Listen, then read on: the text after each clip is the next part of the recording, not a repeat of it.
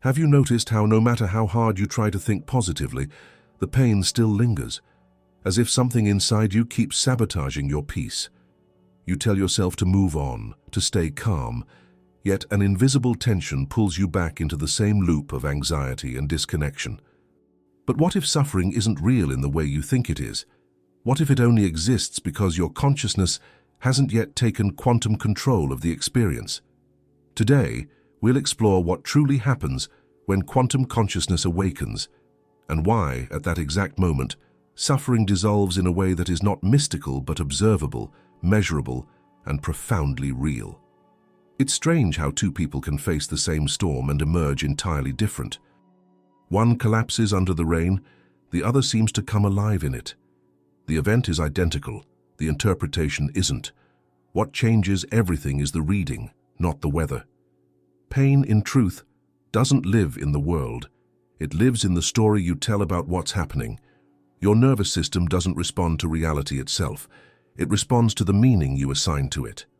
When someone ignores your message, your mind doesn't just record a delay in communication. It registers rejection, unworthiness, or fear of abandonment. The event is neutral data. The suffering is the interpretive echo, the vibration created by the narrative lens you use to look at life. You can almost watch it in real time. The moment a thought labels an experience as wrong, tension rises in the chest. Muscles contract, breath shallows, perception narrows. The body obeys the meaning. Reality didn't change. Your reading did. This is where the first fracture between peace and suffering begins. Quantum physics has been whispering this secret for a century. Reality is not a solid stage, but a field of potential, collapsing into specific outcomes only when observed. In the same way, your life doesn't happen independently of you. It crystallizes through your observation. Every emotional reaction is a miniature quantum collapse, the mind choosing a version of the world that matches its vibration. Think about how the brain filters information. Billions of sensory inputs arrive every second, yet you perceive only what your internal model allows.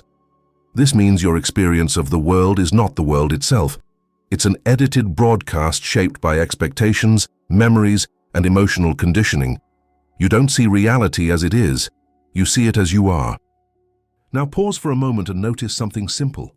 What is happening right now that is actually painful, outside of thought? The room, the light, the faint hum of air. None of it carries suffering. The discomfort only ignites when the mind enters and interprets. In that instant, energy that was free becomes trapped in narrative. You can feel the shift. The contraction is the mind's fingerprint on reality. From this perspective, suffering becomes a reading error, an interpretive glitch that emerges whenever consciousness forgets its role as observer and believes itself to be the story. It's like a reader getting lost in a novel and crying for the character, forgetting that the ink on the page is harmless. You're the awareness turning letters into meaning, not the victim inside the plot. Still, the illusion feels visceral.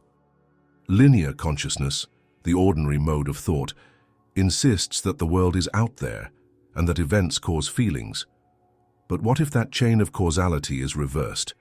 What if perception itself writes the script it believes it's reading? Neuroscience has begun to confirm this subtle reversal. Perception is an active construction, not a passive reception. The observer doesn't receive the world, it co-creates it through prediction, attention, and bias. Notice how this aligns perfectly with quantum principles.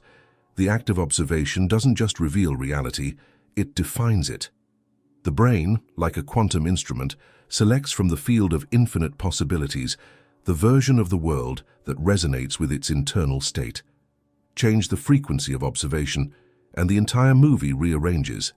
This is why trying to fix the world while maintaining the same perception only deepens the pain. The story reinforces itself each time you treat it as true.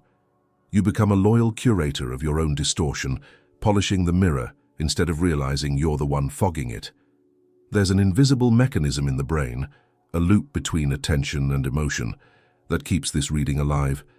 It's as if the mind projects a hologram of meaning and then reacts to it as though it were external fact. Breaking this loop doesn't happen by effort or denial. It happens through awareness that sees the mechanism itself operating. When that seeing begins, something subtle shifts. A space opens between stimulus and interpretation.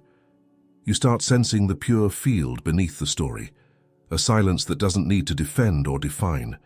This is the first glimmer of quantum consciousness. The recognition that you were never suffering the event, only the lens through which it was read. But this lens has a name. It's the illusion of a separate self, the mind's central assumption that it stands apart from what it observes. And that illusion, more than any event, is what anchors all human suffering. The mind's greatest magic trick is also its deepest tragedy. It convinces you that you are a separate, isolated entity, a thinker inside the head, a fragment observing a world out there. From this illusion, every thread of human suffering begins to weave itself. The moment you believe you are a unit apart from the field of existence, life becomes a struggle to defend, to control, to survive. Linear consciousness, the ordinary state of human awareness, is built upon this false center. It perceives time as a straight line, identity as a boundary, and the world as a sequence of disconnected events. You wake up each day assuming that you are the same person who went to sleep yesterday, moving through a world that exists independently of your seeing. But in truth, that you is reconstructed every millisecond, a constant act of mental editing, a collage of memories, emotions, and predictions stitched together by neural coherence. The separate self is not a fact, it's a narrative algorithm. Modern neuroscience calls this the default mode network, a cluster of brain regions that generates the sense of being a distinct observer. Its activity creates the continuous hum of me, the storyteller, the commentator, the analyst of everything. Yet when this network quiets down, something extraordinary happens. Perception doesn't vanish, it expands. Awareness becomes panoramic.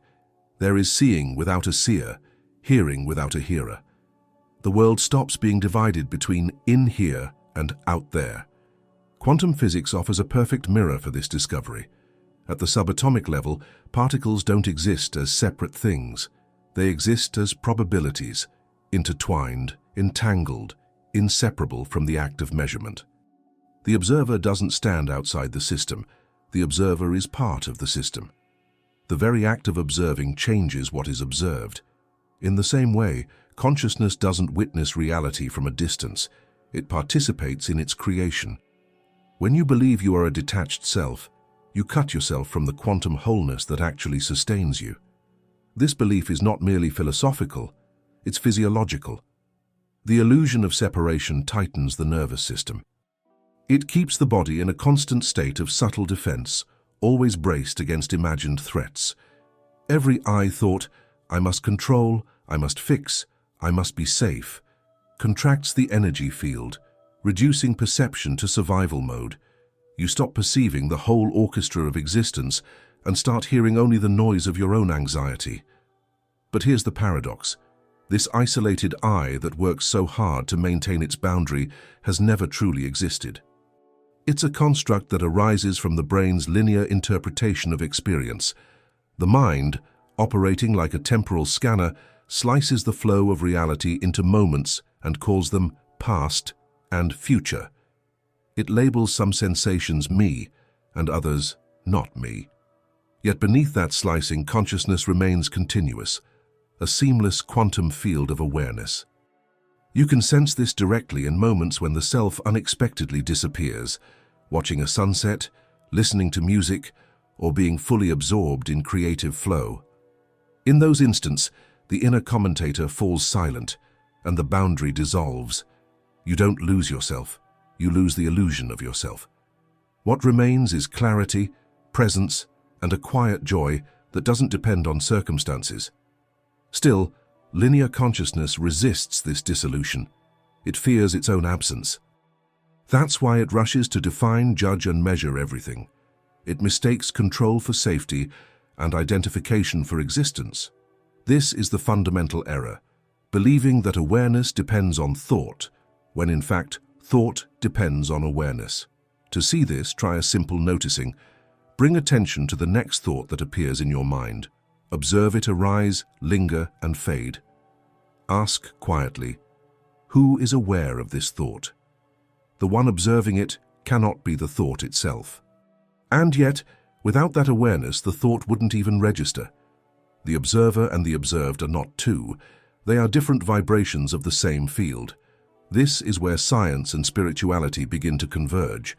Experiments in quantum measurement show that particles remain indeterminate until observed, meaning that observation and existence are intertwined. Likewise, introspection reveals that perception and identity are inseparable.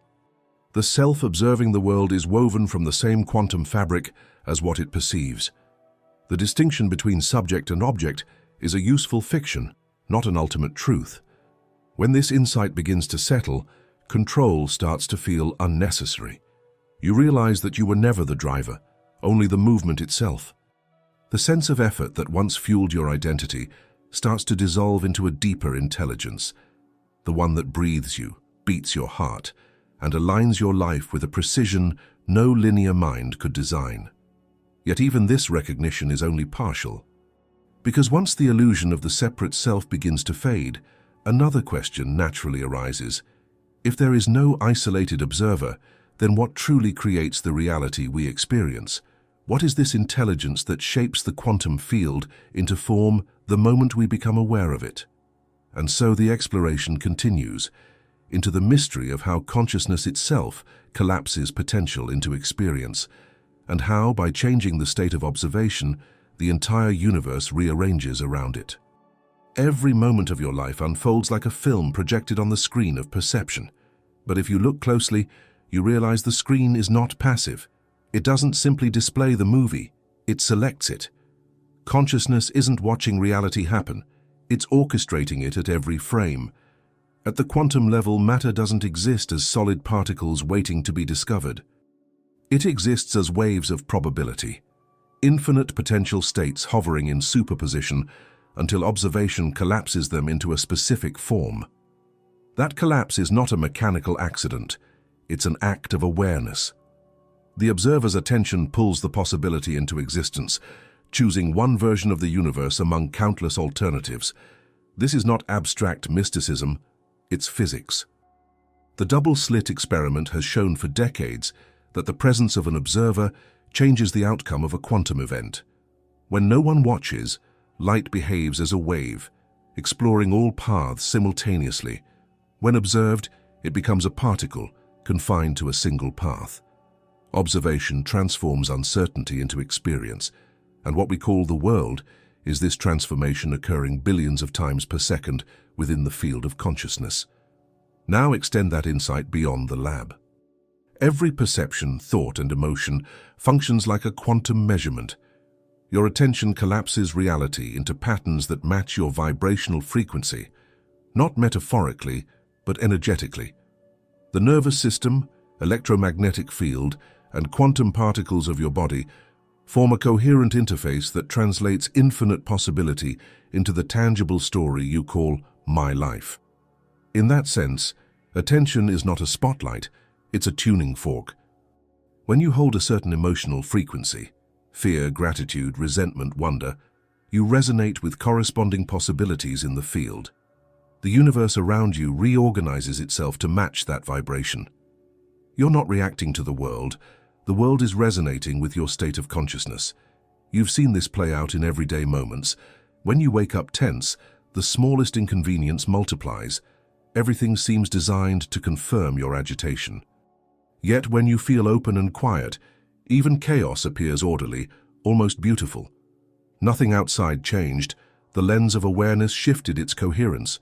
The universe read that shift and adjusted accordingly. Reality is not fixed, it's participatory. Neuroscience hints at this too. Studies on attention and perception show that the brain doesn't passively record external events. It predicts and constructs them, filling in sensory gaps with internal models. In other words, your perception of the world is a quantum rendering generated by consciousness. You are not living in reality. You are generating it through observation, expectation, and emotional resonance. It's tempting to interpret this as personal power, as if consciousness were a tool for manifesting desires. But that's still the linear mind trying to control the field.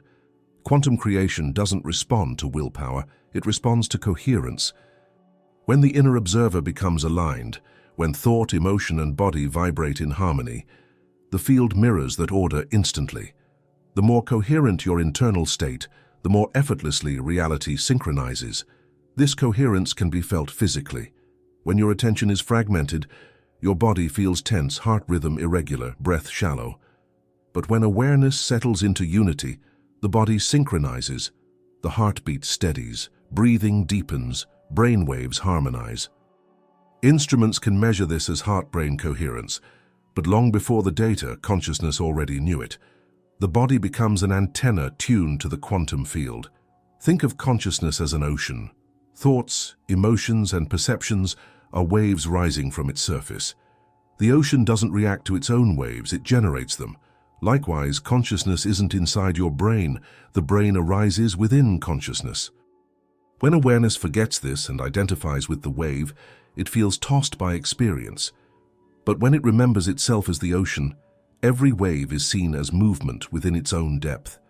This realization changes everything about how you meet life. You stop trying to force outcomes because you understand that the external world is an echo of the internal frequency. You begin to notice that when you relax into presence, events unfold with uncanny synchronicity. The right people appear, solutions surface, timing becomes precise. This isn't magic, it's resonance physics in motion, and yet there's a subtle trap here. The mind, fascinated by this creative power, begins to chase results again, trying to use quantum consciousness to fix problems or shape outcomes. But this effort reactivates the old vibration of control, the very frequency that collapses coherence. The true power of creation emerges only in surrender, when awareness stops grasping and allows the field to organize itself naturally. Here, suffering reveals its hidden purpose. Every moment of resistance, every emotional contraction, shows where consciousness is still trying to control what is already perfect. Pain becomes the teacher, not the punishment. It signals the places where coherence has fractured, inviting awareness to return to its natural rhythm. And that leads to the next unfolding, the vibration of resistance itself, the energetic frequency that keeps pain alive. Because before you can dissolve suffering, you must first see how it vibrates in you, how it speaks through tension, and how, by simply observing without judgment, the energy reorganizes back into harmony. Pain has a sound, though most people never learn to hear it.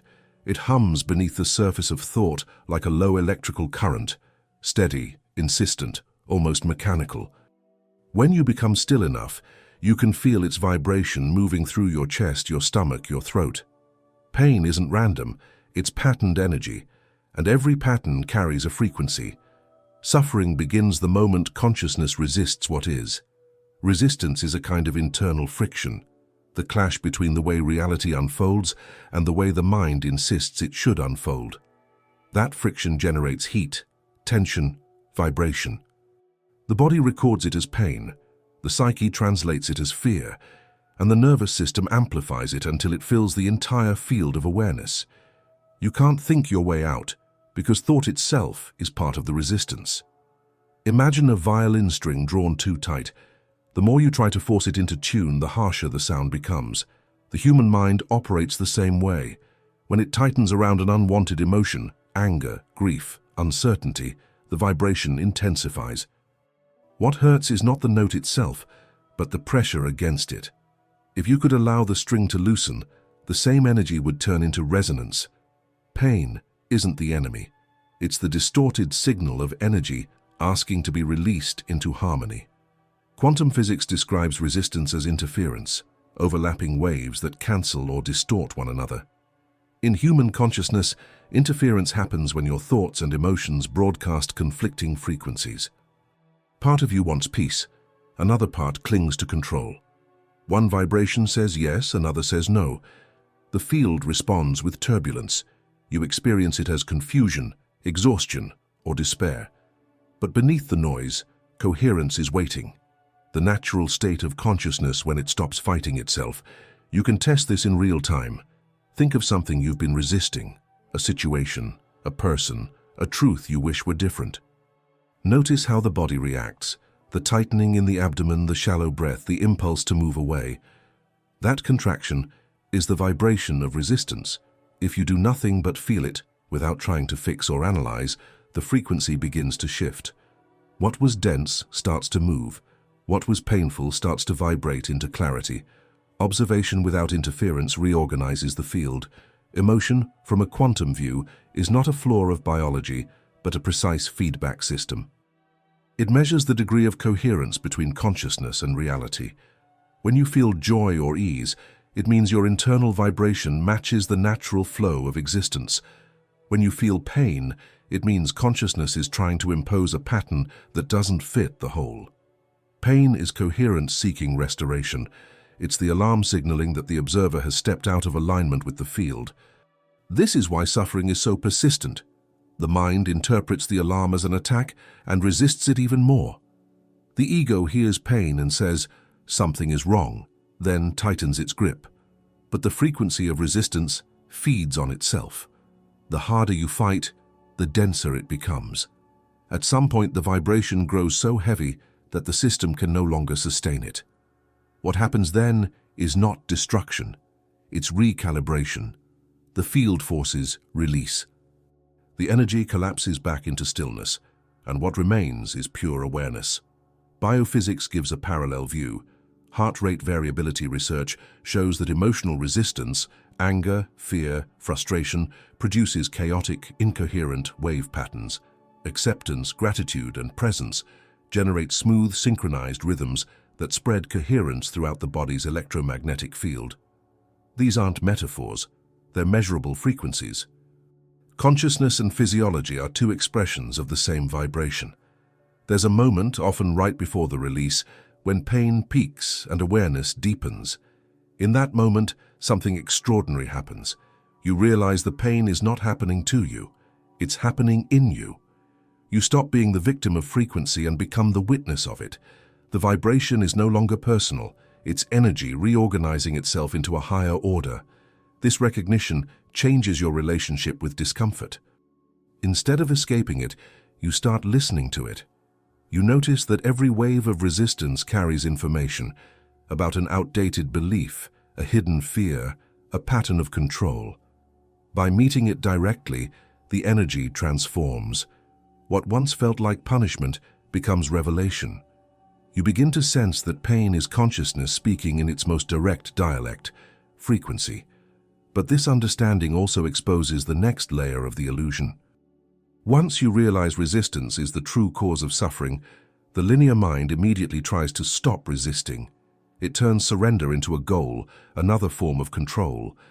This is the subtle trap, because as long as you try to manage the vibration, you're still reinforcing separation. The deeper movement is not to stop resisting. It's to see that the one who resists is itself a construct of the linear mind.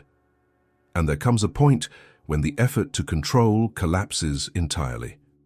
The system reaches a threshold where the ego can no longer maintain coherence on its own terms. What follows is not loss, but liberation, the moment when quantum consciousness begins to take over, not through effort, but through surrender. It is the precise instant when the frequency of pain gives way to the silence of awareness itself.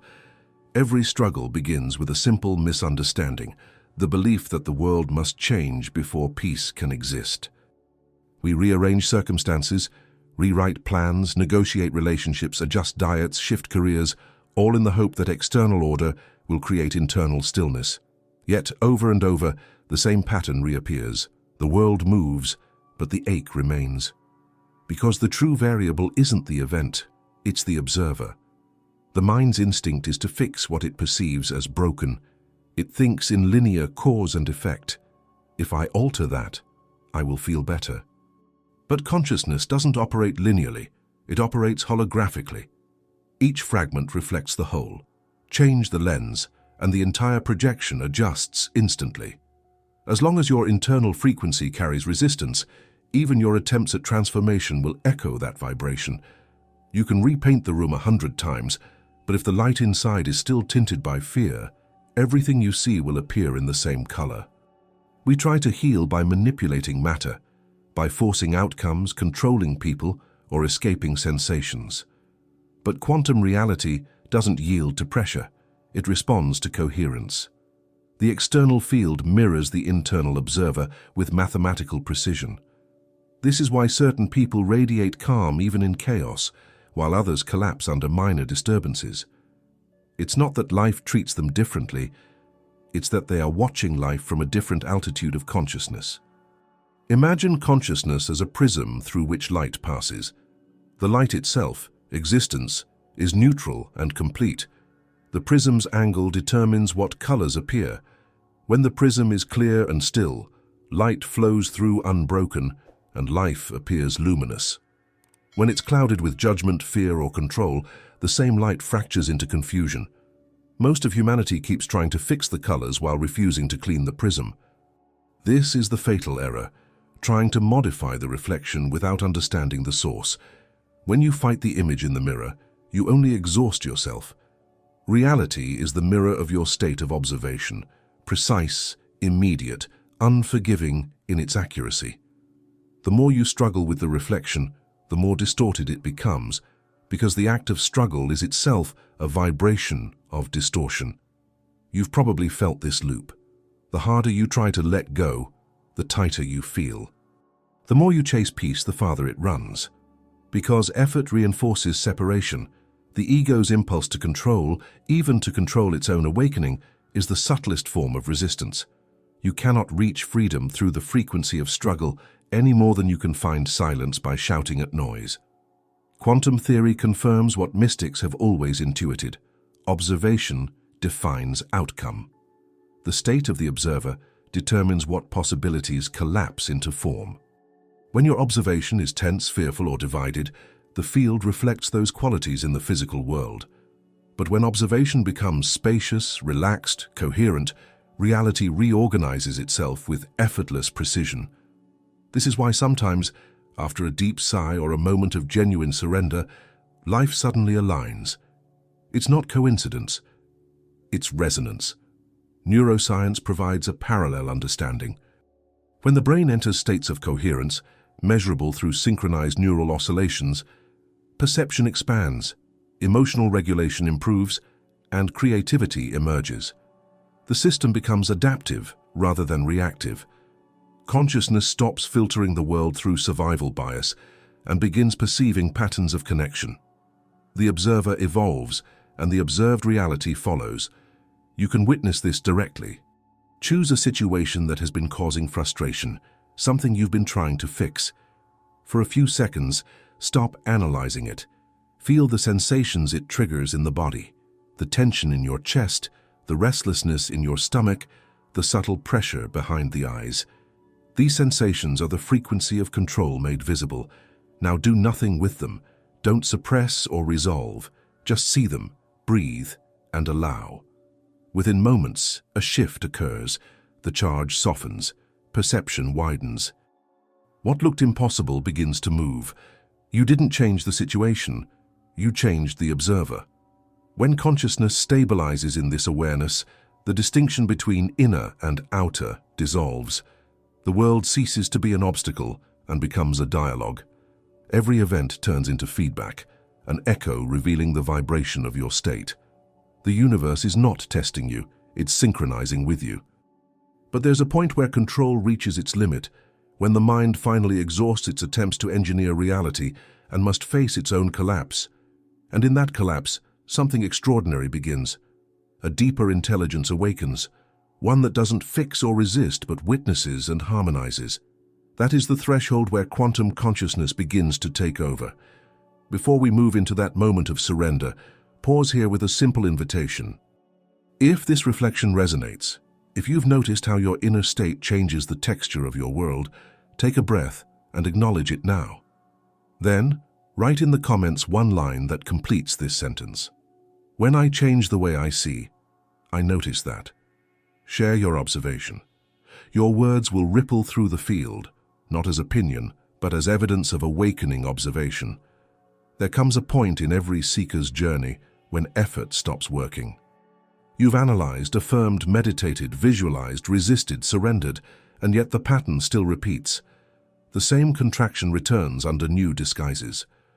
What fails here is not your technique, but the very framework from which it was applied. The linear mind, the small observer that tries to direct the field, reaches its breaking point. And in that quiet exhaustion, a deeper intelligence begins to move through you. Control is the last mask of fear. Beneath its surface lies the ancient reflex of survival, the illusion that consciousness must manage reality to stay safe.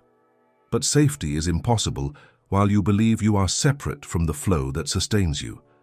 Every attempt to hold, fix, or predict reinforces the identity that feels threatened in the first place. Control is the ego's final strategy for existing. Surrender is its quiet death. The collapse of control doesn't happen through decision. You can't will yourself to let go, because the one who tries to let go is the same one that's holding on. The fall begins when that paradox becomes visible, when you see without judgment that the controller and the chaos it fears are made of the same vibration. Awareness starts to perceive itself from outside the loop, and in that recognition, the loop dissolves. Imagine a river flowing through a valley. The ego builds dams to shape its direction, believing the water might escape or turn against it. But the river is not separate from the valley. It carved it. When the dam cracks, it isn't disaster. It's the system returning to its natural intelligence. The flow reorganizes itself, not by instruction, but by inherent design. The same happens inside human consciousness. When control collapses, life doesn't fall apart. It falls back into coherence. Neuroscience gives a glimpse of this shift. When individuals experience deep states of presence or awe, the brain's default mode network, the circuitry responsible for self-referential thought, temporarily deactivates. Boundaries between me and world blur. Time perception fades. In that silence, other neural networks synchronize, creating what researchers call global coherence. You feel alive, but not as a separate entity. Awareness functions as an integrated field. This is what spiritual traditions have always described as awakening. From the quantum perspective, this collapse mirrors what happens when a system moves from disorder to coherence. As energy stops being dispersed through resistance, it organizes spontaneously into higher symmetry. Consciousness, freed from the fragmenting lens of control, becomes the field itself, luminous, ordered, intelligent. You don't awaken quantum consciousness. Quantum consciousness awakens you. In this state, perception changes texture. The edges of experience soften. Life no longer appears as a series of problems to solve, but as a living organism unfolding in perfect timing. You start to notice that events align without your interference, that conversations synchronize effortlessly, that the right words arrive the moment they're needed. This isn't luck or supernatural intervention, it's coherence expressing itself through form. When awareness ceases to resist, reality flows as a continuous expression of that stillness. There's often fear at the threshold. The ego mistakes surrender for annihilation because it cannot imagine existing without control. But when you finally release the grip, you discover that nothing essential is lost. The self that collapses was never the doer. It was only the echo of thought narrating what consciousness was already creating. What remains is not passivity, but effortless participation. Actions still occur, they're simply no longer filtered through resistance. This shift can be felt physically. The breath deepens without instruction. Muscles unclench. The heart synchronizes with the rhythm of the environment. Attention expands outward instead of curling inward. It's as if reality exhales through you, and for the first time, you feel what it means to be lived rather than to live. The body becomes an instrument of awareness, not its prison. From here, even the idea of observer begins to dissolve. Observation isn't something you do, it's what you are. The distinction between subject and object melts into a single dynamic field of knowing. What you used to call the world is seen as consciousness modulating itself into patterns of sound, light, and sensation. You look at the tree, and the looking is part of the tree's unfolding. You speak, and the words form from a place you no longer claim as personal. Life becomes self-aware through every gesture. In this space, there is no sense of arrival, only an infinite deepening. Quantum consciousness doesn't end suffering by solving it. It dissolves the very structure that perceives suffering as separate from peace. Control collapses, and what remains is pure observation, silent, intimate, vast. And yet, this is not the final realization. Because when you begin to live from this expanded state, a new mystery unfolds. What is it like to remain awake within the ordinary flow of life? How does this pure witnessing translate into daily experience, into moments of stillness, movement, and human connection? That is where consciousness enters its next revelation, the state of pure observation itself. When control dissolves, something astonishing reveals itself, not as an idea, but as a direct experience. It is the state of pure observation, the silent awareness that watches everything without effort or preference. In this state, you don't think about being present. Presence simply happens. Thoughts move, emotions flow, the body breathes, and yet there's a luminous stillness beneath it all. It feels as though the world is unfolding inside you, not outside. Witness consciousness is not a trance or escape from reality. On the contrary, it's an intensification of it. Sensations sharpen. The texture of a sound, the rhythm of the breath, the glimmer of light on a wall. Everything becomes vivid, intimate, alive. The mind no longer divides experience into good or bad, success or failure. There is only movement and the awareness of movement. You are both the ocean and the wave at once, watching and being watched in the same breath. In ordinary consciousness, the mind filters reality through layers of labeling. It interprets rather than perceives. You don't see a tree, you see my backyard tree, the one that needs pruning. But in witness consciousness, the label dissolves, and what remains is pure seeing, the simple radiance of form, unburdened by story. You realize that you've never actually seen anything before, without the interference of thought. The world was always sacred, but the commentary was too loud to hear it. Neuroscience offers a fascinating parallel to this shift. During deep meditation or heightened awareness, brain activity transitions from fragmented beta waves to synchronized alpha and gamma rhythms. This synchronization reflects a coherent integration between hemispheres, creating a stable yet fluid awareness. Subjectively, it feels like clarity, perception without the noise of interpretation. What spiritual traditions call witnessing is, in scientific language, the nervous system entering resonance with itself. The observer becomes the body's own harmony. At first, this state can feel disorienting. The mind tries to grasp it, to define or reproduce it. But the moment it interferes, the witness recedes. That's because pure observation has no method. It's not something you do, it's what remains when doing ceases. You cannot hold it, you can only stop holding everything else. When attention stops chasing thoughts, it naturally returns to the open field of awareness that was always there, quietly perceiving without condition. If you close your eyes for a moment, you can sense it now. There's a quiet hum beneath perception, an undeniable presence that doesn't move with thought. You can observe sensations arise, perhaps warmth in the hands, a pulse in the chest, and yet something deeper stays untouched. That stillness is not indifferent, it's vividly aware. You begin to recognize that even the act of noticing occurs within it. In this awareness, time softens. The linear flow of before and after loosens its grip, replaced by a timeless now that contains all directions at once. This isn't abstraction, it's a physiological shift. The body relaxes because it no longer defends against a future or replays a past.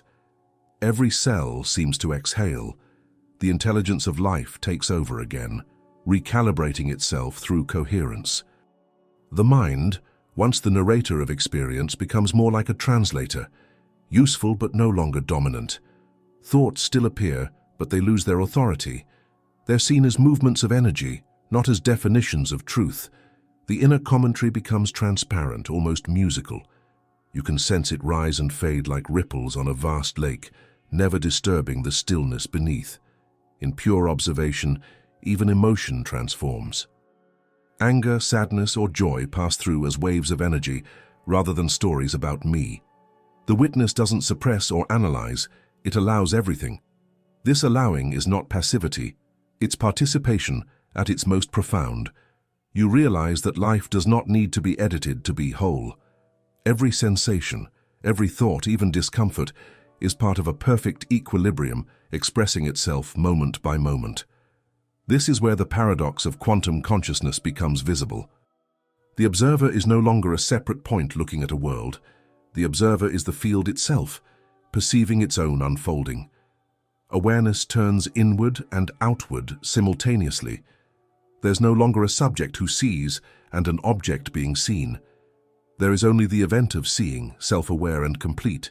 The implications are both subtle and transformative. When you move from reaction to observation, energy that was once trapped in resistance becomes available again.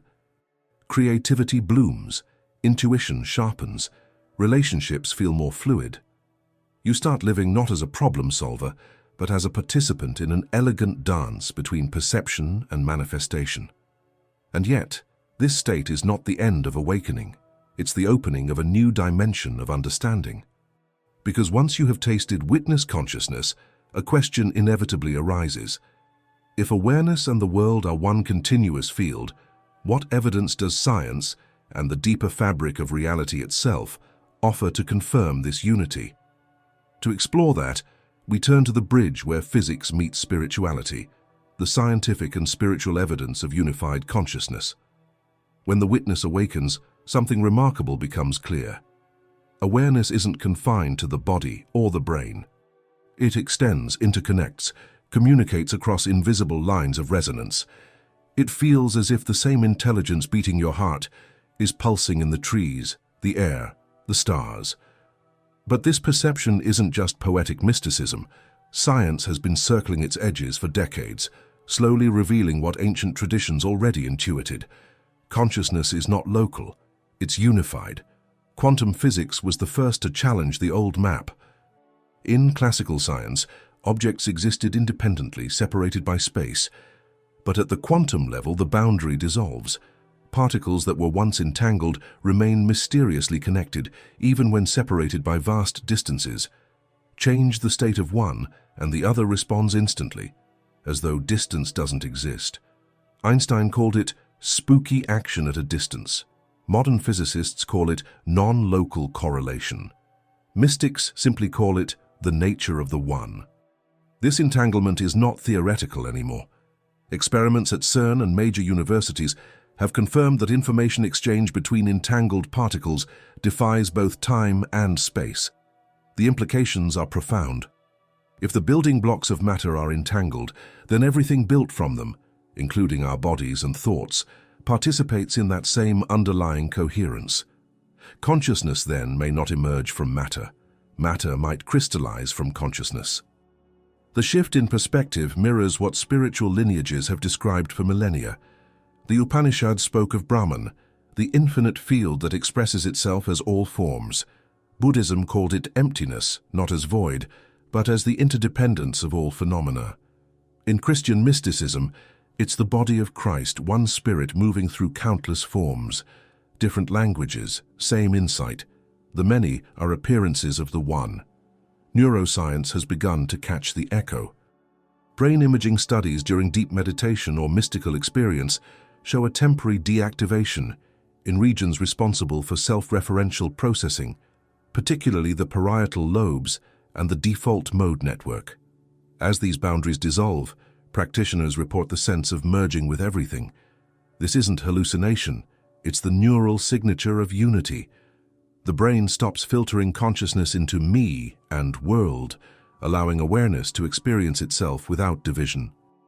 The heart adds another layer to this evidence. The HeartMath Institute's research on coherence shows that the heart's electromagnetic field, the most powerful in the body, synchronizes not only with the brain, but also with external fields. When people enter states of compassion or gratitude, their heart rhythms form smooth harmonic patterns that influence those nearby. In group meditations, these fields overlap, amplifying coherence throughout the environment. It's measurable unity, visible through instruments that didn't exist when mystics first spoke of it. Beyond biology, physics has begun to describe the universe itself as a coherent field.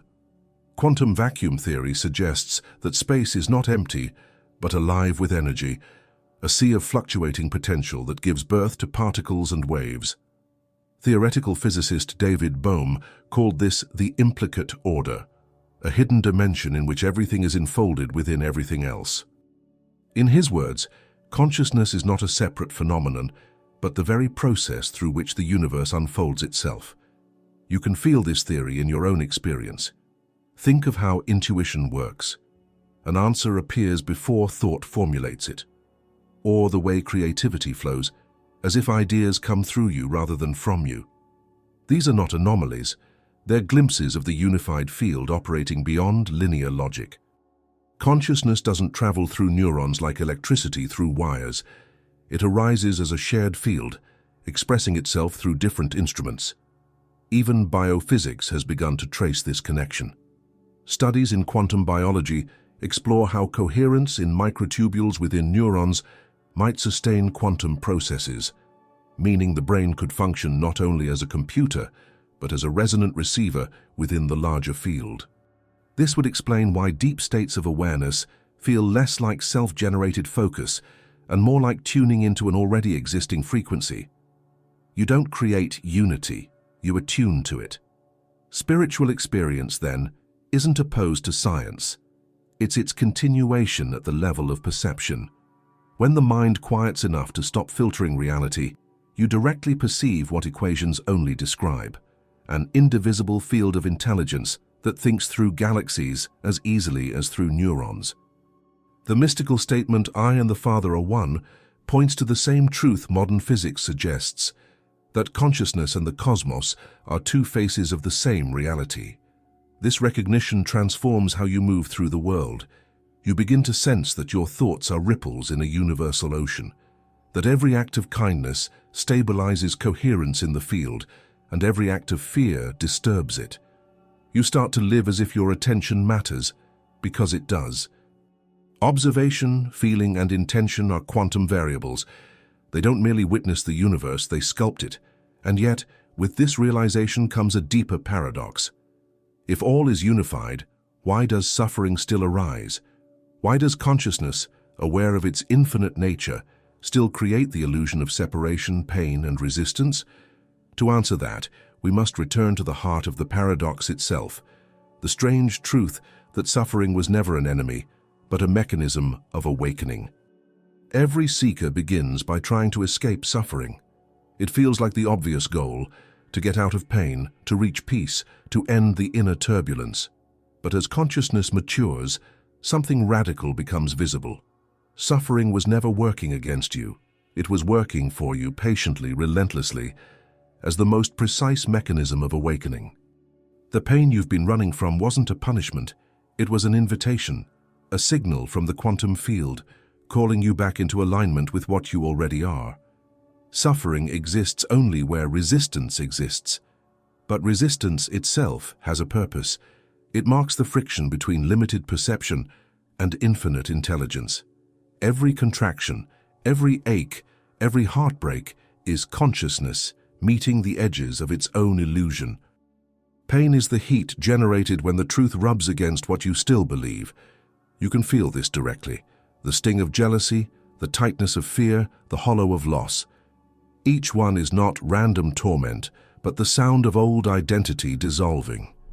If you look back, the moments that shaped you most deeply were not the easy ones.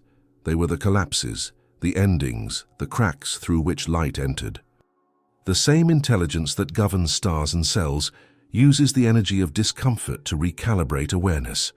What feels like chaos is correction. What feels like breaking is integration. Suffering is consciousness guiding itself back into coherence, using the only language strong enough to get your attention, sensation. In quantum terms, suffering is a vibrational mismatch between the observer and the observed. When consciousness vibrates at a frequency different from the truth of its nature, interference patterns appear, waves colliding out of phase, producing turbulence. Emotionally, you experience this as confusion or despair. But the turbulence isn't error, it's feedback. It reveals that you've been trying to control what was never separate from you. The discomfort pushes awareness to evolve, to release the false identity that created the misalignment in the first place. This is why pain intensifies the moment you try to suppress it. Resistance amplifies the signal. The more you run, the louder it becomes because consciousness is trying to complete its circuit through you. Pain insists on being felt until it's understood, and once understood it dissolves, not because you've conquered it, but because you've integrated what it was showing you. Every spiritual tradition encodes this truth.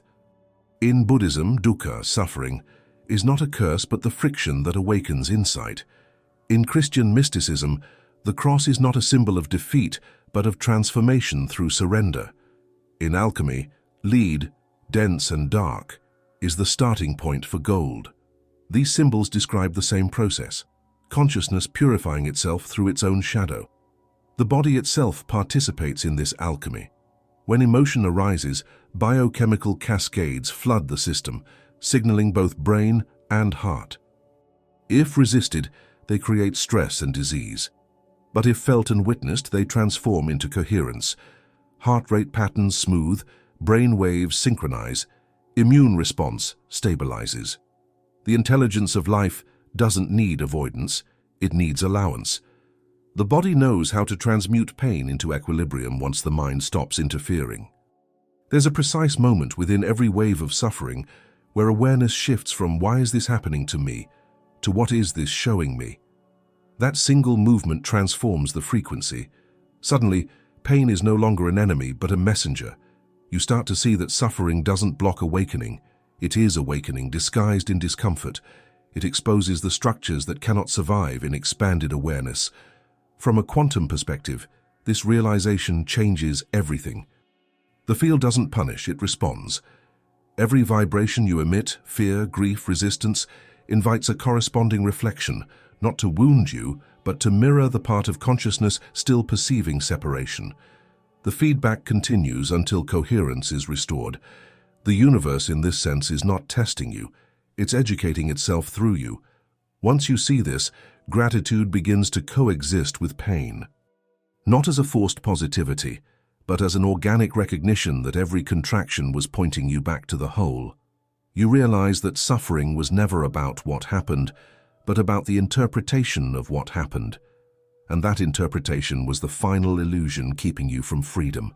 But this recognition alone isn't the end of the transformation. Knowing that suffering is a teacher still leaves one question alive. How do you live this understanding? How do you allow quantum consciousness to take full command, not as an abstract concept, but as a direct, practical experience in your everyday moments, where thought, breath, and sensation merge into one field of awareness? To answer that, consciousness must now translate insight into embodiment, to show not what to believe, but how to be. And that's where the journey moves naturally into the next revelation, the practical integration of surrender, the way to let quantum consciousness take over, here and now. Real understanding begins when the insight stops being philosophy and becomes physiology. The awakening of quantum consciousness is not a mystical abstraction, it's a living shift in how awareness interacts with reality moment by moment. It isn't about transcending human experience, but allowing it to be reinterpreted from a higher order of coherence. The question is not, how do I reach this state, but how do I stop obstructing it? Because quantum consciousness isn't something you earn, it's what remains when interference dissolves. Letting quantum consciousness take over starts with a simple reversal. Instead of trying to use awareness to change the world, you let awareness change you. The mind has been trained to lead, to analyze, to predict, to manage, but its intelligence is partial, built on linear cause and effect. When you shift into witness mode, intelligence begins to flow in the opposite direction, from the field into the mind, not the other way around. Decisions arise from silence instead of strategy. Movement originates from stillness. This is how life starts to self-organize through you. The first step is presence through sensation. Quantum consciousness doesn't awaken through thought, but through direct perception.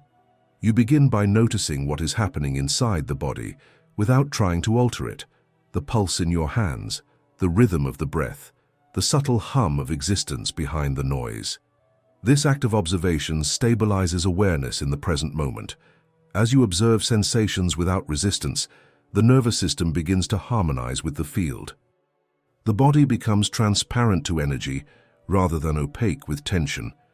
In this transparency, the observer and the observed begin to merge. The breath breathes itself, the heartbeat moves on its own, and you realize there was never a separate you doing any of it. Quantum consciousness isn't about control, it's about participation. It feels like being carried by a current that knows exactly where to go. When attention stops interfering, the field takes command, and everything starts aligning with natural intelligence, timing, relationships, even physical vitality. This surrender is not passive, it's the most dynamic state possible because it removes resistance from creation. Energy that was once trapped in analysis is released into spontaneous coherence. You may notice that your actions become simpler, cleaner, almost instinctive, yet guided by a subtle precision. The right words appear in conversation, the right choices arise without calculation. It's not that you're thinking less, it's that thinking has fallen into rhythm with awareness. Biologically, this coherence can be observed. When the mind relaxes its grip, the brain's hemispheres synchronize, creating balanced oscillations that enhance intuition and creativity. The heart enters resonance with this rhythm, broadcasting a stable electromagnetic field that influences every cell. It's as if the body becomes a quantum instrument, tuned to the vibration of the present moment. The intelligence that once felt abstract now expresses itself through the coordination of breath, pulse, and perception. One of the most powerful integrations is the act of feeling without reaction. Quantum consciousness transforms the emotional field not by suppressing emotion, but by allowing it to complete its cycle. When anger, grief, or fear arises, the ordinary mind moves instantly into control, trying to fix, interpret, or escape. But if you meet the sensation directly, without translating it into story, it dissolves back into raw energy. The emotion becomes light again. This is emotional alchemy at the quantum level. Observation, reorganizing vibration. Another aspect of integration is stillness in motion, bringing awareness into daily activity. You can practice this while walking, speaking, even washing dishes. Instead of losing yourself in the doing, you become aware of the awareness that perceives the doing. The sound of water, the feeling of movement, the weight of gravity, all of it becomes part of one continuous field. Action becomes meditation. You realize that consciousness doesn't require silence to expand, it requires inclusion. Everything is part of its unfolding. Gradually, the sense of separation fades. Life stops being something happening to you and becomes something happening as you. Decisions cease to feel personal. They arise from the same intelligence that turns galaxies and tides, effortless, precise, unhurried. Quantum consciousness doesn't erase individuality. It illuminates it as a unique expression of the whole. The self becomes a vessel through which the field plays its own music. At this level, even ordinary perception becomes sacred. A conversation with a stranger, a moment of quiet in traffic, the warmth of sunlight on your skin, each one feels like a portal to infinity. The boundaries between the spiritual and the mundane vanish. Every gesture becomes an expression of the unified field, recognizing itself in form. You'll notice that the quieter you become inside, the more visible the synchronicities become outside. Life mirrors your coherence instantly, not as reward, but as resonance. When you no longer resist, existence stops echoing resistance. The world you perceive reorganizes to match the stillness within. And yet, even this harmony carries a deeper revelation, because when quantum consciousness begins to lead, something unexpected happens. Suffering no longer returns in its old form, but its echoes appear as reminders, subtle invitations to remain awake within the flow. This next unfolding reveals how awareness, once integrated, turns every moment into a living experiment, a field where observation itself becomes creation. When quantum consciousness awakens, you see that there was never anything to fix, to control, or to fear. What you called suffering was only the echo of separation. the vibration of resistance dissolving as awareness remembered its wholeness. You realize that life has never been happening to you, it has always been unfolding as you. Every breath, every silence, every heartbeat is the universe recognizing itself in form. If you felt this shift, if something in you became still while listening, write in the comments, "I am awake to the field." That's how I'll know you reached the end of this journey. And if this message resonated with you, stay in the frequency. Choose one of the videos now appearing on your screen and keep expanding this quantum awareness.